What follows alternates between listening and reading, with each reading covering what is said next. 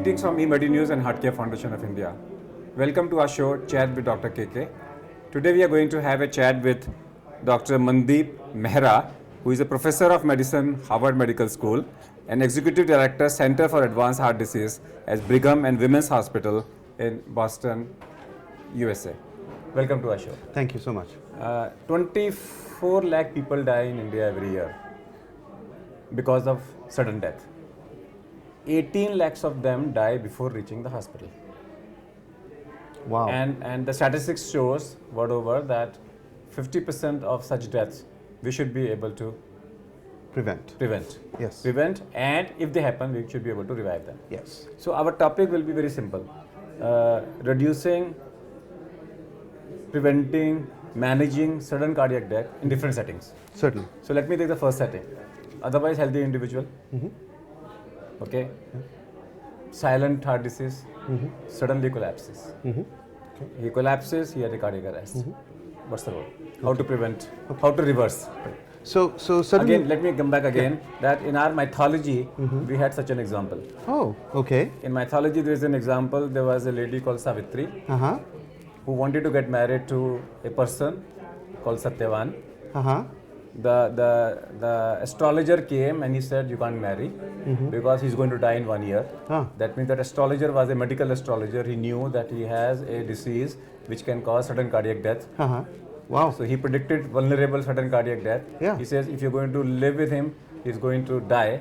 Wow. Then she says, no, I'm going to marry him. Then he said, okay, if you're going to marry him, be with him. Be with him. Wow. All the time. Wow. That means, and so that you have an opportunity you have to an resuscitate. opportunity to resuscitate. Wow. They were traveling together. Yeah. He suddenly had a cardiac arrest. Yes. Yamaraj came, Yes. according to the mythological Yes. story. Yes. And then she fought with Yamaraj. Wow. And that fighting with Yamaraj probably was the first CPR in our mythology. Wow. And she won over it. Wow. Yamaraj went away and she revived back Extraordinary. the person. And that's how our mythology talks about Savitri Satyavan. Extraordinary. That she fought Yamaraj. Extraordinary. And probably that might have been the origin of CPR or imagination of the Rishi Munis that such a revival is possible. Wow. How wonderful. Okay. How wonderful. So to prevent that, Yes. Yes. if that was available at that particular moment, Right. where did it disappear? Right. Very interesting. Extraordinary observation.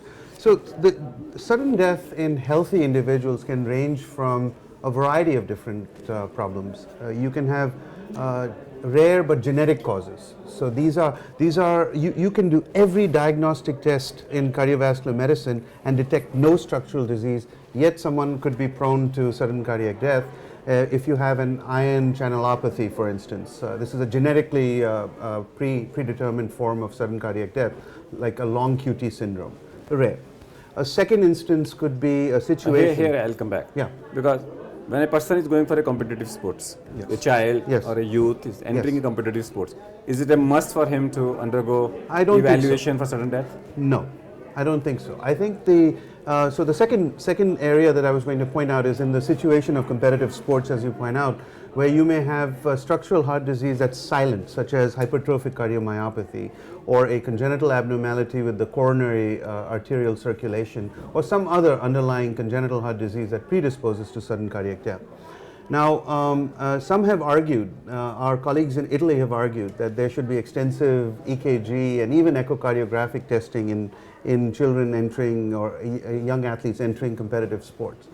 In the United States, at least, we have shied away from that because we have looked at cost efficacy data, and it suggests that the amount of money that would have to be spent to perhaps save one potential life is nearly in millions of dollars if you do population-based screening. So the best we can do is look for predisposing risk factors in patients. So for example, if there is a child entering competitive sports, a healthy young man entering competitive sports, but there's a history that one of his siblings died early without a known cause, then you should evaluate them. If there's a history that this individual is entering competitive sports but has a history of recurrent syncope, for instance, then you should evaluate. If he professes any symptoms of palpitations, then you should evaluate. Even then, the evaluation can be difficult because distinguishing an athlete's heart from hypertrophic cardiomyopathy may itself be very difficult. And one of the ways in which we do that echocardiographically is that athletic hearts, even though they hypertrophy, they tend to be more dilated than hypertrophic hearts. But it's tough. Another way to evaluate for this risk of sudden cardiac death in competitive athletes is to actually do exercise physiology testing in these patients. If they have a blunted exercise curve on a treadmill test, that should be a very, very strong marker that this could be a. So what do you measure there? So if you place them on a treadmill test and they in fact don't have a expected rise in blood pressure of at least 20 millimeters of mercury with exercise, that's a very, very strong negative prognostic marker. That usually indicates that you have uncovered a left ventricular gradient at the outflow tract. Some people with exercise develop a significant LVOT gradient. Yes. Otherwise, they have no signs of hypertrophic cardiomyopathy. Exactly. You have precipitated or you have unmasked LVOT obstruction. Exactly. These patients also at high risk. These patients are at very high risk, and there's data to suggest that if your resting gradient across the valve is about 30 millimeters of mercury. 1-3. No, 30. 30. 30, which is a significant gradient, that predisposes you to a higher risk of sudden cardiac death. Even if it is after exercise. No, after exercise it should go up much higher, or with other provocative maneuvers. As you might imagine in hypertrophic cardiomyopathy, any maneuver that reduces the ventricular size is likely to provoke the outflow tract gradient. So for example, if you decrease preload in any way, by Valsalva for instance, you could uncover a gradient. Exercise is the other form of seeing how they react to the dynamic form of exercise vis-a-vis coronary blood flow, for instance, as well as the height of blood flow stroke volume with exercise in the presence of a significantly uncovered left ventricular outflow tract gradient. Now, again, general public, we have screened them. Yeah. Now, if still we will find that people will die suddenly. Yes. We have Amjad Khan, we had Vinod Mehra, Yeah. we have Sanjeev Kumar, we have Shafi Mamdar, Yes. we have our Vice President Yes. Krishna Kant who died in office Yeah. with a sudden cardiac arrest. We have Sunil that died in office. Yeah. And when people like them, Yeah. who have best of the facility, they die. Yeah. So therefore, the role comes as a bystander. Yes, absolutely. So there are 2 points inherent in, you've described many phenotypes of individuals who had sudden cardiac death. And point number 1 is that there are many phenotypes of predisposition to sudden cardiac death. For example, one could have a sudden cardiac death from a sudden aortic rupture. It has nothing to do with a cardiac arrhythmia. A second form could be pulmonary embolism. You could have sudden death from pulmonary. Amjad Khan could have died of pulmonary embolism. I don't know. He was quite obese. He may have had deep venous thrombosis and died of pulmonary embolism. But the most common cause of sudden cardiac death is an arrhythmia, ventricular arrhythmia. And the most common cause of ventricular arrhythmia is underlying ischemic heart disease in the setting of left ventricular dysfunction or a hibernating myocardium. And so detecting that is perhaps the most important thing. Now the question, of course, is doing unselected tests in the population is not going to work. One has to look for those individuals who probably have the highest risk marker profile to predict the presence of sudden cardiac death that may be covertly present in them.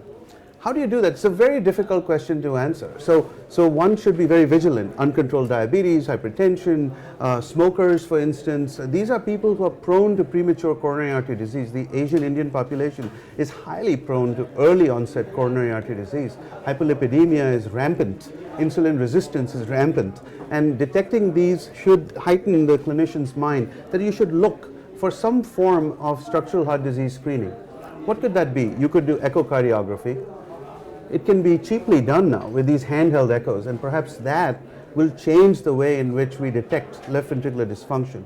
Or you could even look at biomarker strategies. For example, you could measure natriuretic peptide expression in peripheral blood, and you might find that there is elevation of BNP levels or natriuretic peptide levels in a group of patients, and that should heighten your suspicion that there may be significant underlying cardiac disease present in that individual. It's difficult, and so it raises the second point that that if you can't prevent it from occurring, or you can't detect the predisposition to it, or even if you detect it, then treating it is hard. What do you do when it occurs? What should you do? Perhaps the most important thing is that we need to teach the patients and their significant others and the population surrounding them on how to resuscitate patients with sudden cardiac death. Now you have done an extraordinary thing, which we've been watching from the United States rather jealously, because it's very difficult for us to create the degree of activism that you were able to create with your very masterful creation of a very simple technique, CPR-10, understandable by the most intelligent people or understandable by fifth graders, school children. And you took that and you increased awareness not only about sudden cardiac death, but a quick intervention. Your importance of CPR-10 cannot be underestimated. You will end up saving thousands of lives with this technique. Now, another technique that's been used across the world is the placement of AEDs, or automatic external defibrillators, in various locations. Airplanes, airports, shopping malls are a classic example. Temples maybe in India. Cricket matches, exactly. Where there's so much excitement that you actually have broken heart syndrome, if you lose a cricket match. That's another cause of sudden cardiac death, described in Indian movies where a mother hears of the terrible news of a child dying suddenly, and she or the father clutch their chest and they drop dead. And that's the classic description of Takotsubo, or broken heart syndrome, that's been described, stress cardiomyopathy induced sudden cardiac death. There are so many varieties of this, but I think in terms of prevention, it's very important that people be not only taught that, but there should be certification programs. I think that school children should have certification of basic life support. I think that that there should be certification that should be mandated in large businesses. Even towers, for instance, that house commercial enterprises should be asked to create certificates, of adequacy or optimum adequacy of providing resuscitation capability, with trained bystanders, including equipment placed at certain areas, because frankly just CPR alone may not help, because I'll add into it that we were certifying people initially. Oh, good. And now we have taken it off. Oh. Certification. Yeah. Because now we feel that if I start certifying, it becomes a legal responsibility. Yes. So nowadays the new thinking has been coming is that for a hands-only CPR, unless it involves mouth to mouth, don't certify. Okay. Because it's interesting. Anybody can do it. Otherwise, what will happen is somebody will say, "You were not certified. Why did you do it?" If you do it wrong, legal complications will come. Certainly. So nowadays we have withdrawn the certificate only on this reason. Certainly, but that's for individuals. Oh, only bystander. Yeah, only bystander. But healthcare worker, it's a must. Yeah. So I'm talking about healthcare workers. Yes, I'm also talking about. Is there a social responsibility of corporations? Absolutely. So, for example, if you have an elevator in a tower, there is from time to time a mechanical check of an elevator. Why? Because something could go wrong. People could die. So why would you not create some systems in place that force adequacy of sudden cardiac death? If the problem is as rampant as you described, 24 lakhs of people, that's crazy.